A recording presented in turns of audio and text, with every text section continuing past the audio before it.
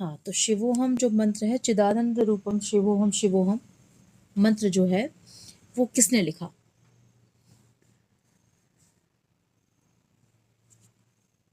कोई बता सकता है?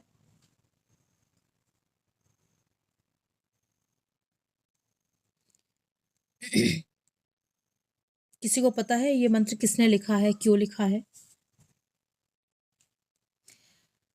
ये मंत्र लिखा था आदि शंकराचार्य ने। आदि शंकराचार्य जो हैं वो शंकराचार्य जो पंथ चलता है उसके पहले शंकराचार्य थे।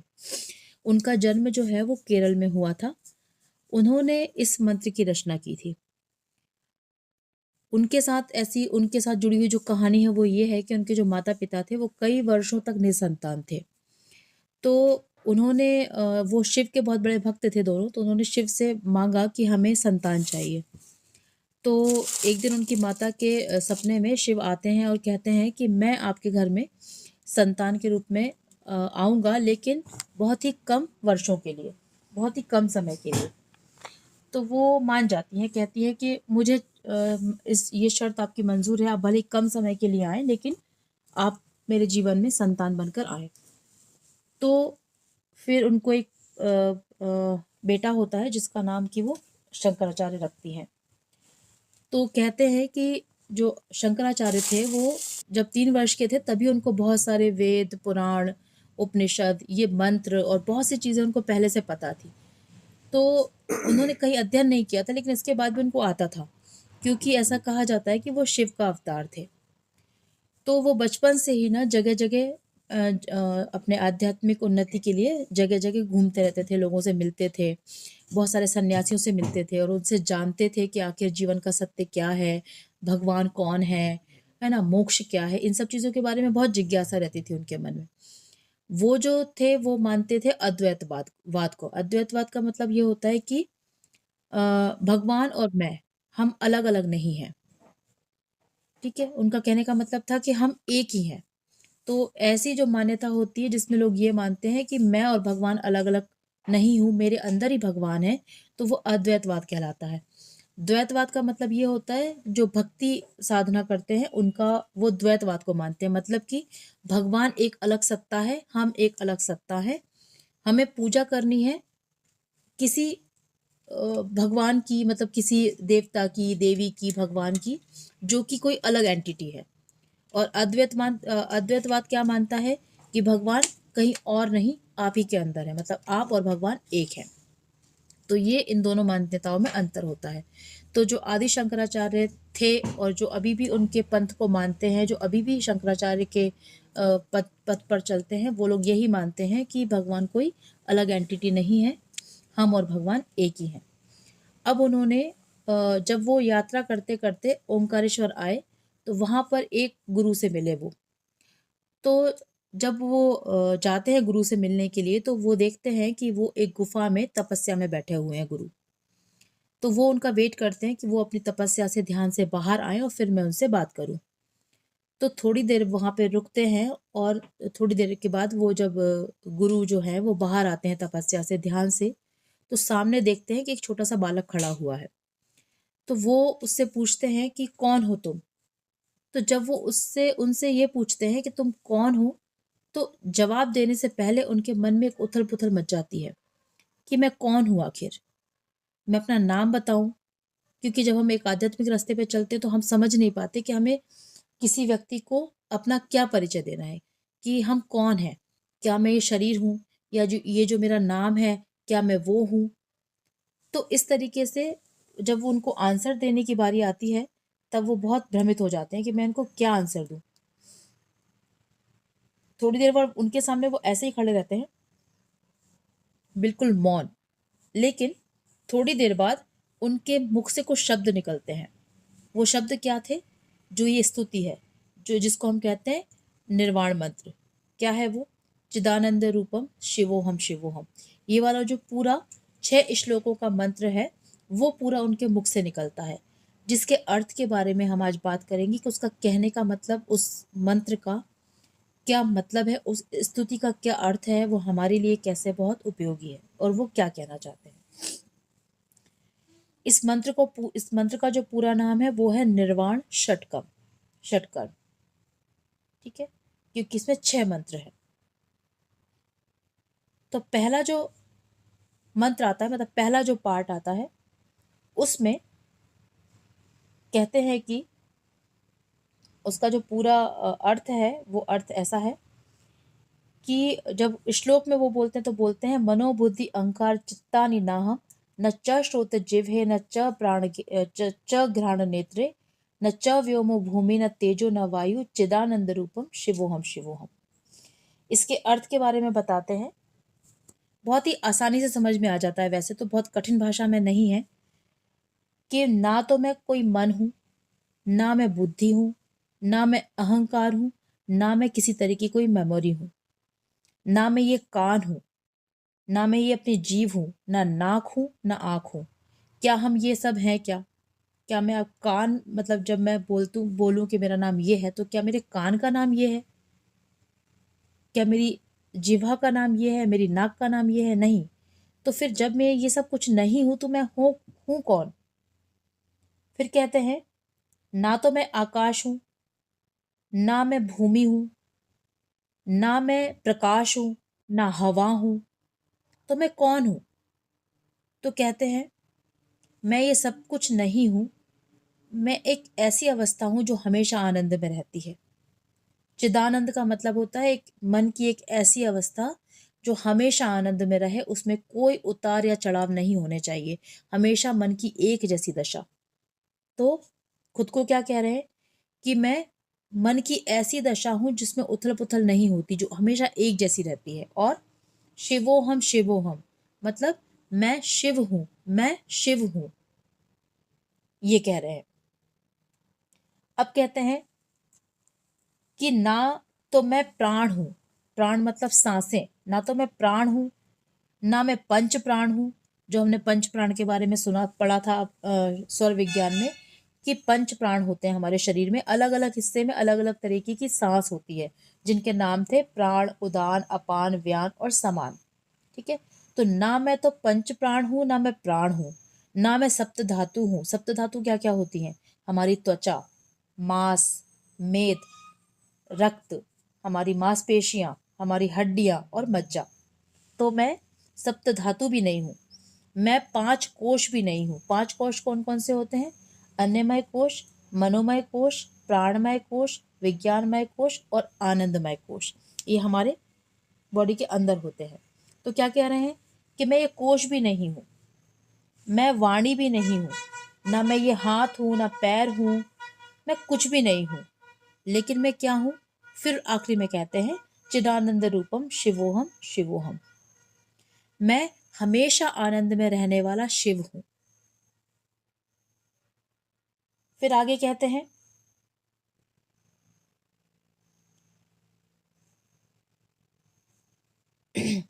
कि ना तो मुझे किसी से भी राग है, यानी कि ना तो मुझे किसी से कोई किसी भी तरीके का प्रेम या लगाव है, मतलब कि मोह है। ना तो मुझे किसी से कोई दुश्मनी है, ना तो मुझे किसी से कोई लोभ है कि मुझे किसी से कुछ चाहिए, और ना मुझे किसी से कोई ईर्ष्या है। ना तो मेरा कोई धर्म है, ना कोई अर्थ है, ना काम है, ना मोक्ष है। मुझे कुछ भी नहीं चाहिए संसार से। कहते हैं लास्ट में, यहाँ तक कि मुझे मोक्ष की भी कोई कामना नहीं है, मुझे कुछ भी नहीं चाहिए का अर्थ है मुझे कुछ भी नहीं चाहिए। क्यों? क्योंकि मैं आनंद स्वरूप शिव हूं। फिर कहते हैं कि पूरे संसार में पाप पुण्य सुख दुख की बहुत सारी कल्पनाएं हैं। तो ना तो मैं कोई पुण्य हूं, ना मैं किसी तरीके का पाप हूं, ना मैं सुख हूं, ना मैं दुख हूं, ना मैं कोई मंत्र हूं, ना तीर्थ हूं, ना कोई वेद हूं, ना यज्ञ हूं। और जो भोजन किया जा रहा है, वो भोजन भी मैं नहीं हूं, और भोजन करने वाला भी मैं नहीं हूं। मैं केवल हमेशा आनंद में रहने वाला शिव हूं। मैं हमेशा आनंद में रहने वाला शिव हूं। फिर कहते हैं, ना तो मुझे मृत्यु का कोई भय है, मतलब मुझे खत्म होने का, नष्ट होने का कोई भय नहीं है। और ना तो मेरी कोई जाति है कि मैं किस जाति का हूँ। जैसे वो ब्राह्मण थे, तो कह रहे हैं मुझे कोई जाति का भी अंदाजा नहीं होता अब, कि मैं ब्राह्मण हूँ या वो वैश्य है या वो क्षत्रिय है। मुझे कुछ पता नहीं लगता, क्योंकि मैं शिव के साथ एक हो चुका हूँ। मेरा कोई पिता नहीं, मेरी कोई माता नहीं, ना तो मेरा जन्म हुआ है और ना मेरी मृत्यु होगी। मेरा कोई भाई नहीं, मेरा कोई मित्र नहीं, मेरा कोई गुरु नहीं, और ना मैं किसी का शिष्य हूं, ना मेरा कोई शिष्य है। मैं केवल हमेशा आनंद में रहने वाला शिव हूं। फिर कहते हैं, मेरे जीवन में मुझे कोई संदेह भी नहीं है। कल क्या होगा, कोई भय, कोई चिंता, कुछ नहीं है। ये इंद्रियां जिनसे कि मैं पूरे संसार को देखता और भोगता हूं, मैं ये इंद्रियां भी नहीं हूं, क्योंकि मैं केवल शिव हूं। और मुझे मुक्ति की भी इच्छा इसलिए नहीं है क्योंकि मैं तो मुक्त हूं ही, केवल मैं भूल चुका हूं कि मैं मुक्त हूं। लेकिन मैं हमेशा से ही मुक्त था, हूं और रहूंगा। इसलिए मुझे मोक्ष की भी कोई कामना नहीं है, क्योंकि जो मुक्ति है वो मुझ में ही सम्मिलित है।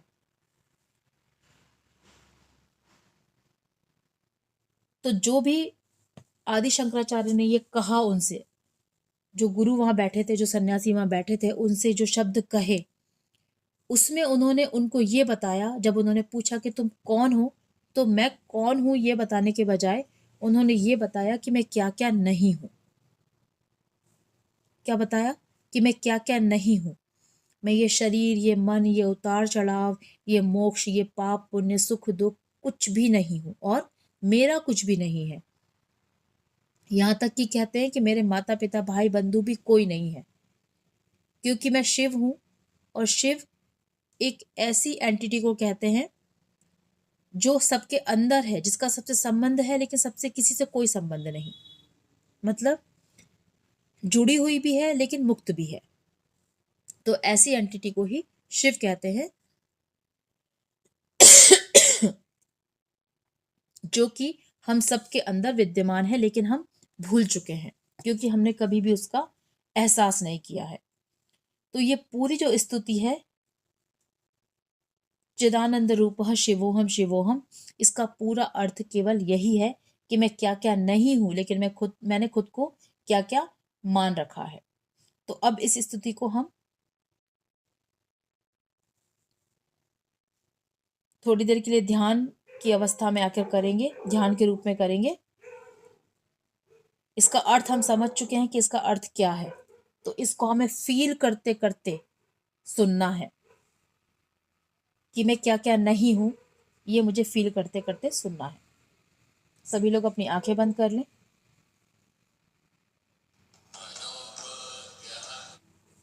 सभी लोग अपनी आंखें बंद कर लें, शरीर को ढीला छोड़ दें। और जब हम इस स्तुति को आरंभ करेंगे, तो जो अभी हमने अर्थ समझा है, उस अर्थ से खुद को कनेक्ट करते हुए, फील करते हुए इस स्तुति को सुनेंगे और खुद को बताते रहेंगे कि मैं क्या क्या नहीं हूँ। मैं केवल शिव स्वरूप हूँ, और शिव जो है वो मेरे अंदर कहीं ना कहीं विद्यमान है, लेकिन मुझे सिर्फ उनको जागृत करना है अपनी साधनाओं के द्वारा। तो चलिए हम शुरू करते हैं इस स्तुति को, इस साधना को।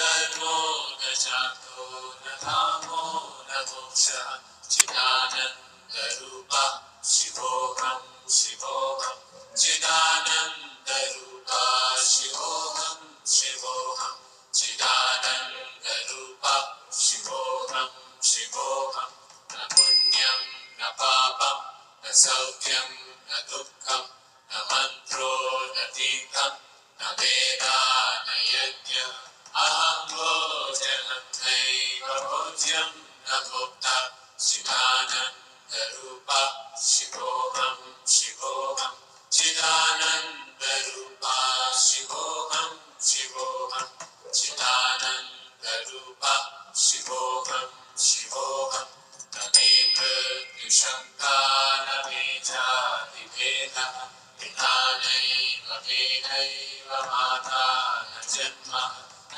बन्धो न मित्रं गुरुर्नैव शिष्यः चिदानन्दरूपः शिवोऽहं शिवोऽहं चिदानन्दरूपः शिवोऽहं शिवोऽहं चिदानन्दरूपः शिवोऽहं शिवोऽहं अहं निर्विकल्पो निराकाररूपो विभुत्वाच्च सर्वत्र सर्वेन्द्रियाणां न च सङ्गतं नैव मुक्तेर्न मेयः चिदानन्दरूपः शिवोऽहं शिवोऽहं चिदानन्दरूपः शिवोऽहं शिवोऽहं चिदानन्दरूपः शिवोऽहं शिवोऽहं मनोबुद्ध्यहङ्कार चित्तानिनाहं न च श्रोत्रजिह्वे न च घ्राणनेत्रे न च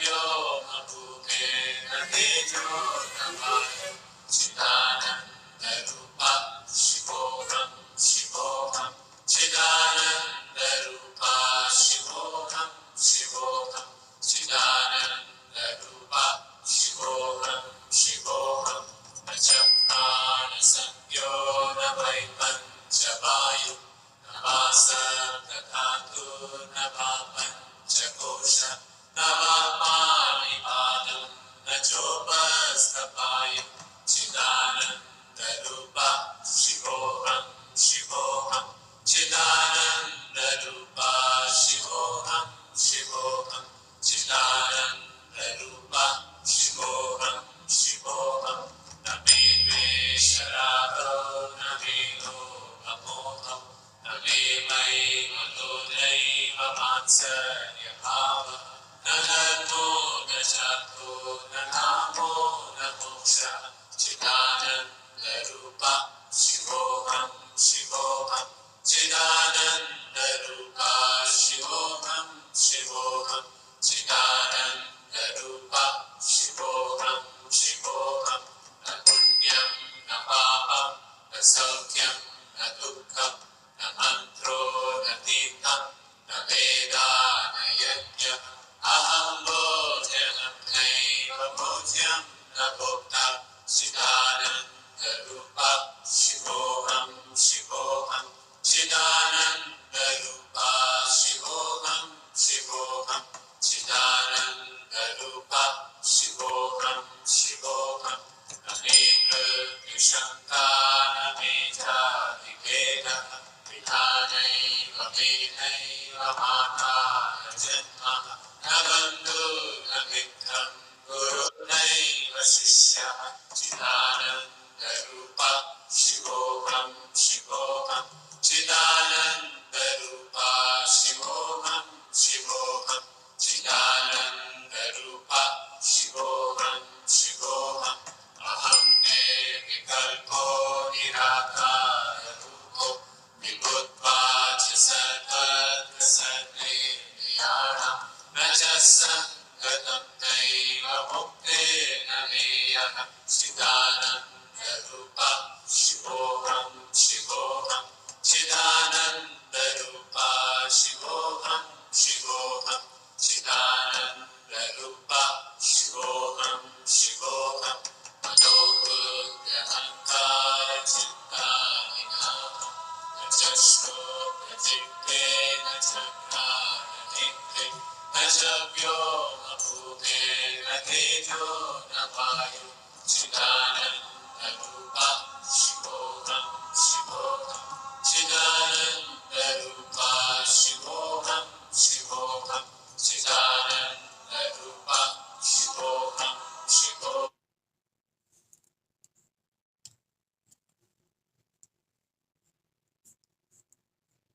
थोड़ी देर के लिए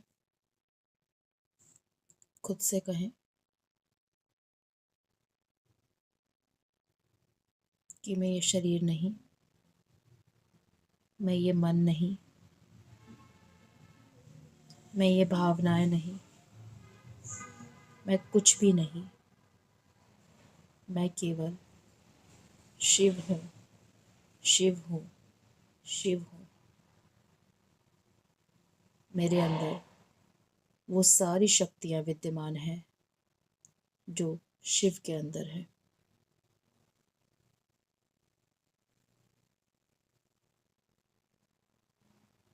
ये पूरा संसार मेरा है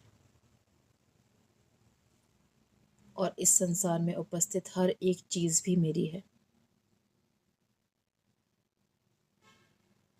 इसलिए मुझे किसी से कुछ भी मांगने की कोई आवश्यकता नहीं, क्योंकि सब कुछ मेरा है।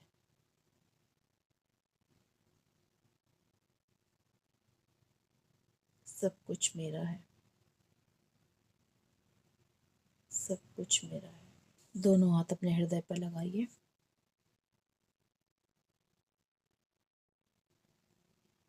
खुद को बहुत बहुत धन्यवाद कहिए।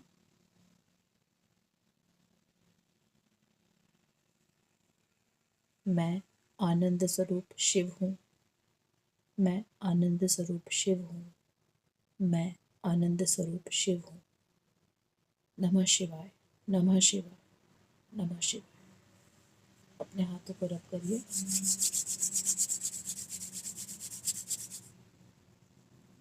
चेहरे पे लगाइए और धीरे से अपनी आंखें खोल लीजिए।